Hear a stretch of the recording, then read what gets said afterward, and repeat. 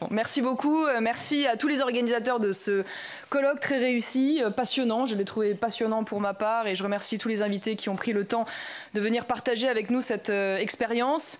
Bon, je dois dire que c'est un colloque à double tranchant parce qu'à la fois passionnant et inquiétant, si ce n'est désespérant, bien que nous ne soyons pas surpris. Éric, lors de l'élection présidentielle, avait déjà parfaitement fait le diagnostic, mais néanmoins, je vois beaucoup d'engagement et je vois beaucoup de courage dans ces interventions et je pense que cet engagement et ce courage viennent du fait, et c'est d'ailleurs ce qui nous réunit ici aujourd'hui malgré nos parcours distincts, c'est le fait que derrière l'effondrement de notre école, c'est l'effondrement de notre nation tout entière et rien de moins qui se joue, évidemment, puisque ça n'est pas une question simplement de droite ou de gauche, mais quand notre école est affaiblie, c'est évidemment notre classement intellectuel, culturel, économique qui se joue, et c'est donc un sujet qui doit tous nous mobiliser de manière, j'ai envie de dire, presque prioritaire, essentiel et même vital. Et ce souci, je le partage depuis longtemps d'ailleurs avec Éric, puisque avant de revenir en politique et de te soutenir, cher Éric, j'ai passé quelques années à fonder et diriger une école de sciences politiques, supérieure de sciences politiques, qui s'appelle l'ICEP, et qui se voulait justement, à son humble échelle, une réponse à ce que j'ai constaté, moi aussi, au sein de l'enseignement supérieur, où on a un petit peu parlé aujourd'hui, qui voit lui aussi souffrir d'un effondrement terrible du niveau et de la sélection, mais qui est aussi l'avant-poste de la propagande, et avec en parallèle l'effondrement du pluralisme intellectuel, une censure de plus en plus agressive et fréquente, un recul indéniable de la liberté d'expression, le tout sous la menace permanente de petits groupes militants, syndicalistes ou étudiants qui font la loi et qui terrorisent l'ensemble de la communauté éducative dans l'enseignement supérieur. Et ce qui est particulièrement inquiétant, c'est que je l'ai constaté dans la sélection des étudiants à l'ICEP, donc qui se présentent à notre niveau munis normalement d'un niveau licence, et j'ai vu de mes propres yeux des candidats se présenter, certains ayant obtenu parfois même des licences en philosophie, alors que j'ai vu des profils divers venant du public comme du privé, et je ne vous parle même pas de l'orthographe, je mets de l'orthographe de côté. Je lisais donc au cours de l'examen de sélection ces dissertations et je ne comprenais même pas ce qu'ils disaient. Je ne comprenais pas ce qu'ils disaient, parce qu'il n'y avait aucune espèce de base d'ailleurs grammaticale ou syntaxique, et donc il n'y avait pas possibilité d'élaborer une pensée construite. Et ces étudiants, et cet étudiant en l'occurrence auquel je pense, avaient une licence en philosophie. Voilà jusqu'où est allé le mensonge, parce que le mensonge ne s'est pas arrêté au baccalauréat, il s'est poursuivi en première, deuxième et troisième année, en l'occurrence d'université. Et ce sur quoi je voudrais vous alerter, bien que vous en ayez certainement conscience, c'est que cette propagande à l'œuvre, ce militantisme, ne s'arrête pas simplement à certaines filières comme les sciences sociales, parmi lesquelles elle est évidemment la plus active et la plus violente. J'ai souvenir de cet étudiant à Lyon 3, université de Lyon 3, donc université publique, qui avait eu la bonne idée de dénoncer la propagande qu'il considérait subir dans le cadre de sa formation en première année de sciences politiques. Et il démontrait, preuve à l'appui, il avait publié l'ensemble de ses cours, que rien ne lui était épargné dans toute la panoplie du politiquement correct. Alors ça allait évidemment de l'obsession de la race et du genre, à l'indigénisme, aux théories décoloniales, au néo-féminisme, à l'immigrationnisme, à la propagande LGBT, au prosélytisme islamique. Mais le plus frappant, c'est que toutes ces idéologies se retrouvaient dans l'ensemble de ces matières. C'est-à-dire qu'il en était victime, non seulement en sociologie bien sûr, mais aussi en histoire des idées politiques, en droit, en politique européenne. C'est-à-dire que dans l'ensemble, dans son cursus, il était confronté à ce rouleau compresseur de la propagande. Alors l'histoire s'est poursuivie de telle sorte qu'il a fini menacé par donc des étudiants antifa, par une direction d'établissement qui évidemment n'a rien fait, non seulement pour condamner et poursuivre les agresseurs, mais même pour le protéger. Rien de surprenant puisqu'il se trouve que la direction de l'établissement faisait entre autres choses des appels aux étudiants pour qu'ils aillent manifester pour l'accueil des migrants devant les préfectures, via des documents d'ailleurs administratifs en écriture inclusive. Donc c'était vraiment toute la panoplie. Et pour vous dire jusqu'où nous allons, j'ai souvenir également de ce livre que j'ai lu avec intérêt, un livre qui s'appelle « Dénoncer et bannir » d'un professeur en médecine, parce qu'on croit souvent que les sciences dures sont épargnées par la propagande, et c'est faux, malheureusement, et de plus en plus faux. Donc ce professeur en médecine, qui est un éminent médecin par ailleurs, hein, qui est chef du service de cancérologie à Lyon, qui exerçait depuis des années sans aucun problème, et qui, un jour, a donné un cours en éthique de la médecine, et donc qui a posé devant ses étudiants pour un débat, pour le développement de leur esprit critique, la question éthique posée par un certain nombre de sujets qui touchent par exemple à la procréation médicalement assistée. Et il se trouve qu'il y avait l'équivalent de syndicalistes UNEF mais en médecine dans la salle, et que les étudiants ont organisé une véritable cabale contre ce professeur, l'accusant d'homophobie, de transphobie ou je ne sais quoi d'autre. À partir de là, il a été victime de menaces et la direction de l'établissement, sans preuve aucune, a demandé à ce professeur de se retirer et d'abandonner son poste. Ce à quoi il s'est refusé. Je pense que c'est l'un des rares professeurs qui a osé faire front. Il en a même fait un livre, comme je vous l'ai dit. Il a tenu, il a défendu son honneur, et il a fini au bout d'1 an de calomnies, de menaces, par obtenir gain de cause auprès du rectorat, qui a conclu qu'il avait d'ailleurs subi une véritable cabale organisée de la part de ses étudiants. Mais la leçon de cette histoire, c'est que, les sciences dures donc ne sont pas épargnées, loin de là, mais la deuxième leçon, c'est combien de professeurs qui, en effet, osent se dresser par rapport à tous ceux qui, évidemment, s'auto-censurent. Et c'est là que je tiens à dire merci et bravo à ces 60 000 parents vigilants, parce qu'en effet, grâce à eux, la donne change, puisqu'ils mettent en lumière, ils dénoncent l'activisme politique qu'ils voient de leurs yeux à travers les enfants, et ils ont obtenu, on en a parlé aujourd'hui, un certain nombre de victoires tout à fait remarquables, et des victoires qui sont, je dois dire, particulièrement savoureuses, puisqu'elles permettent dans le même temps non seulement de faire reculer les abus de propagande à l'école qui nous détournent donc de l'instruction et de l'enseignement, mais elles font aussi, et c'est peut-être le plus agréable, enrager les militants islamo-gauchistes au sein de l'éducation nationale.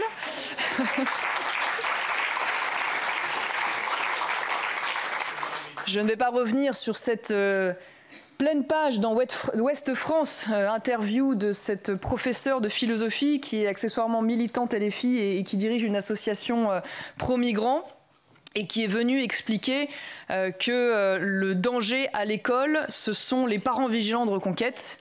Et l'ironie du sort a voulu que 24 heures après cette interview, le professeur Dominique Bernard fut assassiné par un Tchétchène islamiste, ce qui ne faisait que révéler encore davantage le criminel aveuglement dont font preuve un certain nombre de ces professeurs. Et je dois dire qu'en cela, je rejoins Bérénice Levet, et je crois qu'il ne faut pas dissimuler le fait qu'en effet, beaucoup trop de personnes à l'intérieur de cette institution, qu'il s'agisse des professeurs ou de la partie administrative, sont complices aujourd'hui de ce grand endoctrinement, dont j'ai envie de dire le maître mot est déconstruire plutôt qu'instruire. C'est-à-dire déconstruire l'histoire, et à travers la déconstruction de l'histoire, déconstruire la fierté nationale, déconstruire la laïcité, déconstruire la biologie, j'y reviendrai à travers la théorie du genre. C'est ça le grand endoctrinement, et le malheur, c'est que le corollaire de ce grand endoctrinement, c'est le grand abrutissement. Parce que, évidemment, cela a été dit tout à l'heure, tout le temps que vous consacrez à la transmission de ces idéologies, à la fabrication de ces petits militants du politiquement correct, c'est autant de temps que vous ne consacrez pas à l'instruction, quand cette idéologie même est celle qui veut déconstruire la verticalité, le respect, l'autorité et la place du professeur. Il ne faut pas s'attendre à ce qu'elle ait d'autres conséquences que, bien évidemment, le chaos dans les classes et la violence à l'égard de celui qui veut transmettre. Quand vous mettez à mal le pluralisme intellectuel, quand vous organisez la censure, quand vous amoindrissez l'esprit critique, bien sûr, tout cela contribue au grand abrutissement. Et cette un endoctrinement qui est particulièrement vicieux parce qu'il est omniprésent. On a eu beaucoup de témoignages aujourd'hui, mais ça va d'ateliers, d'associations antiracistes, LGBT, transgenres, à des manuels scolaires biaisés, à des circulaires du ministère, à des interventions même d'infirmières militantes, à des toilettes neutres dans certains collèges, je pense notamment à la Seine-Saint-Denis, à des sorties culturelles ou encore évidemment au parti pris de certains professeurs. Je confiais, ça faisait rire Eric pendant l'intervention, que moi je suis un produit de l'école publique. J'étais donc à l'école publique en 4e. À l'époque, j'avais un an d'avance scolaire étant née en fin d'année, donc j'étais toute jeunette, j'avais 12 ans. Et j'ai participé à une journée organisée d'instruction à la sexualité, sur la sexualité, sans d'ailleurs que les parents n'en soient informés. Je m'en souviens très bien parce que ça m'a beaucoup marqué. J'ai 12 ans, moi je jouais à la Barbie, je ne sais pas pour vous, mais ça n'allait pas tellement au-delà de ça. Et une journée qui s'appelait Giga la vie. Et je vous en fais la confidence, donc journée où on nous a emmenés pour apprendre à placer des préservatifs sur des godes. Voilà, pardon de vous le dire aussi crûment, mais voilà, avec le recul et l'âge, j'en ris un petit peu aujourd'hui, mais quand j'y repense aujourd'hui avec mon regard de maman de 33 ans et de mes 2 filles, je suis outrée. Voilà, je suis outrée. Et il ne s'agit pas de moraline ou de moralisme mal placé, il s'agit tout simplement de ce qui a été dit tout à l'heure, de voler l'innocence d'enfants à qui on met des choses dans la tête qui, à cet âge-là, n'existent même pas, et au détriment, évidemment, du reste. Et je m'attarde parce que c'est vrai que dans toute cette panoplie woke qui va du racisme anti-blanc au sexisme anti-homme, à l'islamisme anti-laïcité, il y a une idéologie en particulier qui me semble profondément et gravement dangereuse pour nos enfants, c'est celle de la théorie du genre. Théorie du genre dont le gouvernement nous explique en permanence qu'elle n'existe pas et qui pourtant aujourd'hui est de plus en plus présente. Une théorie du genre, je le rappelle, je ne m'y attarde pas, qui n'a rien de scientifique, mais qui a tout d'une fumisterie sociologique et qui a des conséquences dramatique non seulement sur la psychologie de nos enfants, mais aujourd'hui qui a même des conséquences physiques. J'y reviendrai.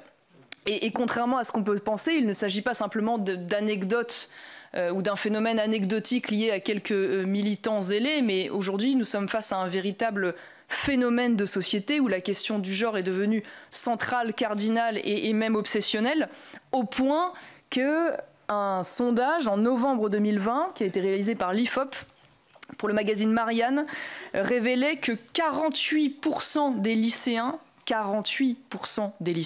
français ne se reconnaîtraient pas dans les catégories hommes-femmes.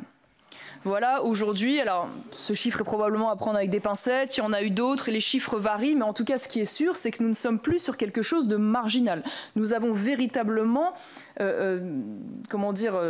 pénétrer l'esprit des enfants au point aujourd'hui qu'ils ne sont plus capables d'admettre la chose la plus évidente, à savoir qu'il y a aujourd'hui 2 sexes biologiques qui sont hommes et femmes et que l'humanité se construit autour de cette binarité.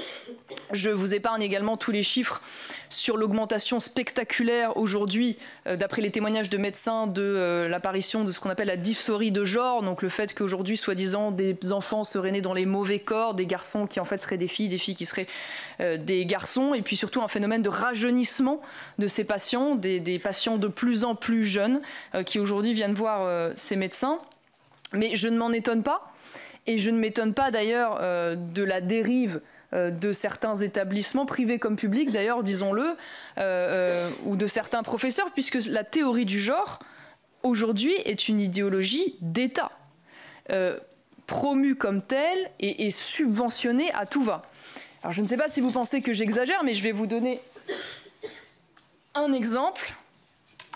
Si vous allez vous balader sur le site du gouvernement onsexprime.fr, qui est un site gouvernemental avec tous les logos officiels du gouvernement qui vont bien, donc un site qui est destiné aux enfants dès l'âge de 11 ans. C'est une plateforme publique, donc financée par vos impôts évidemment, qui a été allègrement placardée sur tous les arrêts de bus.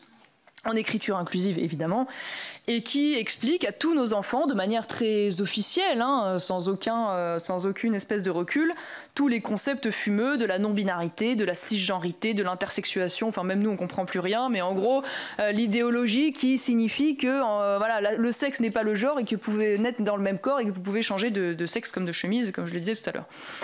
Et je vous épargne toute la partie qui explique par le menu détail à nos chères têtes blondes toutes les pratiques du Kama Sutra dans les moindres détails. Voilà.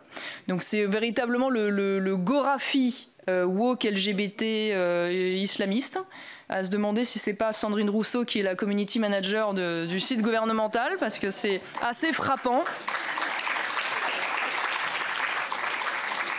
Et on ne peut que s'étonner hein, de l'obsession de cet État qui veut absolument se glisser sous la couette de nos enfants à travers ce genre d'initiative ou à travers les fameux cours d'éducation sexuelle à l'école dont Papa Ndiaye nous expliquait encore le fait qu'il fallait en priorité les renforcer à l'école. Un État qui semble oublier qu'il y a encore des familles en France qui sont capables de transmettre des repères moraux et affectifs et même quelques idées saines sur la sexualité et les relations affectives à leurs enfants, et que nous souhaiterions d'abord que ce soit eux en effet qui s'en chargent. Alors qu'est-ce que disent ces militants de la transidentité à nos jeunes enfants et à nos adolescents qui se sentent très naturellement mal dans leur peau? Tout le monde sait que l'adolescence est une période évidemment compliquée. Attention, accrochez-vous, je cite, qu'il y a donc des hommes à vulve et des femmes à pénis, qu'il y a des hommes enceints, que selon l'identité de son propriétaire, un pénis peut être un organe sexuel féminin. J'en ai 20 comme ça, hein, mais je vais m'arrêter là parce que je pense que vous avez compris l'idée générale. Et en effet, à nos jeunes adolescentes, à nos jeunes filles, qui sont malheureusement les plus nombreuses hein, à tomber dans ce délire de la dysphorie de genre. Et j'en parlais tout à l'heure parce que ça me choque, des jeunes filles à qui on dit très sérieusement que si elles se coupent les seins, que si elles prennent des hormones de synthèse au risque d'être infertiles, qu'elles s'y mutilent le bras pour y prélever la peau en vue de la fabrication d'un sexe artificiel, eh bien tout ira bien, Madame la Marquise. Elles se sentiront bien mieux dans leur peau et dans leur corps après toutes ces mutilations et après la prise d'hormones. Voilà aujourd'hui au niveau de maltraitance où on en est. Et les exemples pourtant étrangers devraient nous alerter hein, parce qu'ils sont très parlants. Au Royaume-Uni, le nombre de jeunes filles qui a été victimes de traitements hormonaux est passé de 40 en 2009 à 1806 en 2018. Incluant même des petites filles âgées de 6 ans. On me fait des signes pour me dire de me taire, donc j'accélère. En Suède, ils ont même fait marche arrière, tant ils ont vu une augmentation de près de 2000% en 10 ans de ces cas. Donc c'est véritablement un phénomène de société sur lequel nos enfants sont des cobayes. Et le plus inquiétant, c'est que d'une certaine manière, non seulement on expose nos enfants à cette idéologie, mais on est même en train d'organiser sur le plan légal l'impossibilité pour les parents de riposter et de protéger nos enfants face à cette idéologie.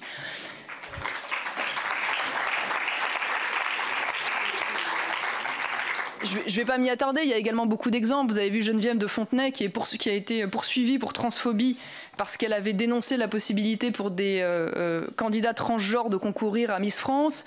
On se souvient de ce gynécologue à Pau, également poursuivi pour transphobie parce qu'il a refusé eh bien de recevoir une personne transgenre considérant qu'il n'avait pas les compétences médicales. Je pense également à ces élus d'opposition poursuivis pour transphobie parce qu'ils ont appelé Monsieur le maire, ils ont utilisé l'expression Monsieur le maire pour le maire devenu transgenre après sa transition. Et on en rit, mais la transphobie aujourd'hui dans notre droit est punie jusqu'à 45 000 € d'amende et 3 ans d'emprisonnement. Voilà. Donc bientôt, il est à craindre que nous pourrions subir le sort de ce père emprisonné au Canada qui avait refusé, souvenez-vous, de laisser sa fille se faire injecter de la testostérone, sa fille mineure je précise, et de l'appeler par un pronom masculin. Alors, pour conclure, je ne peux vous dire qu'une chose, c'est que sur le plan politique, pas sur le plan évidemment associatif et éducatif, mais sur le plan politique, je crains que nous ne soyons les seuls à mener clairement, fermement, résolument cette bataille. Ne comptez pas sur l'état-major des LR, hein, je vous le dis, ils ont d'ores et déjà tout lâché quand ils ne subventionnent pas. Hein. J'ai vu des subventions de M. Morin en Normandie pour des pièces de théâtre appelées « Tu seras un homme, ma fille ». J'ai vu des subventions de M. Wauquiez à des associations féministes d'extrême gauche qui veulent déconstruire les stéréotypes de genre dès la petite enfance dans les crèches. J'ai vu des subventions de Mme Pécresse en Île-de-France qui ont financé des associations comme Ansaway, partenaire de Out Trans, qui vont dans les écoles pour dire, je pense à l'école alsacienne, pour dire aux enfants qu'ils sont transphobes s'ils n'acceptent pas qu'un homme puisse être enceint et s'ils ne veulent pas partager les toilettes neutres avec des personnes transgenres. Donc voilà, je crois qu'aujourd'hui c'est clair. Nous serons les seuls à mener cette bataille, nous la mènerons avec force, nous la mènerons lors de ces élections européennes, nous la mènerons demain au Parlement européen avec nos alliés et nous déconstruirons les déconstructeurs, nous défendrons de fait non seulement le savoir, notre patrimoine culturel, mais à travers cela, disons-le, notre civilisation dans son entièreté. Et je finirai par une petite note peut-être un petit peu plus optimiste que d'autres. Je reprends en cela les mots d'un auteur qui a écrit sur le sujet woke dans la revue des Deux Mondes, qui disait qu'il voyait peu d'espoir, enfin il voyait peu d'avenir, pardon, sur le moyen long terme à l'idéologie wokiste, puisque c'est une idéologie sans humour, sans rigueur et sans espérance. Donc à l'échelle de l'histoire, je suis convaincue qu'elle sera balayée et qu'elle tombera dans les poubelles, évidemment, de la bêtise. Néanmoins, d'ici là, notre rôle politique, c'est de protéger toute cette génération qui risque d'être sacrifiée avant que l'histoire ne fasse par elle-même son rôle. Et c'est ce que nous allons faire dès cette campagne et dès le 9 juin prochain au Parlement européen. Je vous remercie.